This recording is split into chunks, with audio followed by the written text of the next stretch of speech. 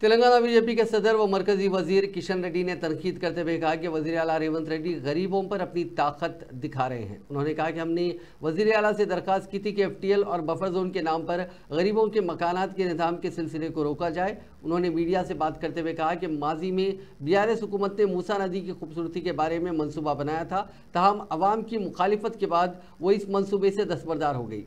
किशन रेड्डी ने कहा कि उन्होंने हुकूमत को मकतूब रवाना करते हुए इस तबाही को रोकने की दरख्वास्त की थी।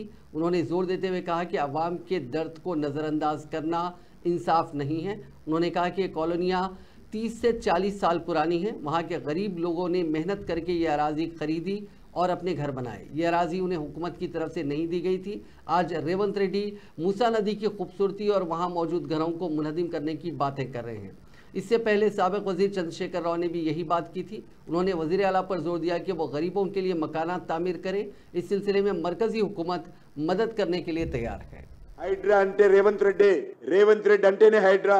రేవంత్ రెడ్డి మెదడులో వచ్చినటువంటి ఆలోచనకు ఒక సంస్థ హైడ్రా. ఈరోజు హైడ్రాను విమర్శించడం కాదు, హైడ్రాను పుట్టించినటువంటి రేవంత్ రెడ్డి దీనికి బాధ్యుడు. నిజంగా హైడ్రా చేయాల్సిన పనులు అనేక చెరువుల్లో బడాబాబులు, పెద్ద పెద్ద రియల్ ఎస్టేట్ కంపెనీలు, పెద్ద పెద్ద రాజకీయ నాయకులు, పెద్ద పెద్ద వ్యాపారవేత్తలు ఎవరైతే ఫామ్ హౌజుల పేరు మీదనో ఎస్టేట్ల పేరు మీదనో నిర్మాణాలు జరుపుకున్నారో హైడ్రా ప్రతాపం అక్కడ చూపాలి, పేద ప్రజల మీద కాదు. దమ్ము ధైర్యం ఉంటే వాళ్ళను కూల్చండి. టీఆర్ఎస్ దారిలోనే కాంగ్రెస్ పార్టీ వ్యవహరిస్తా ఉంది. ఈ రెండు దొందే దోపిడీ పార్టీలే, దొంగల పార్టీలే రెండు కూడా. గతంలో మల్లన్న చెరువు పేరు మీద ఆయన అక్కడ గ్రామాలన్నీ లేపేసి కనీసం నష్టపరిహారం ఇవ్వకుండా ఇష్టారాజ్యంగా వివరించారు. గతంలో టీఆర్ఎస్ ప్రభుత్వం గానీ కాంగ్రెస్ పార్టీ ప్రభుత్వం గానీ దోపిడీకి పాల్పడతా ఉన్నారు. RG ట్యాక్స్ గానీ RR ట్యాక్స్ గానీ ఈరోజు ఇప్పటికి కూడా వేస్తా ఉన్నారు.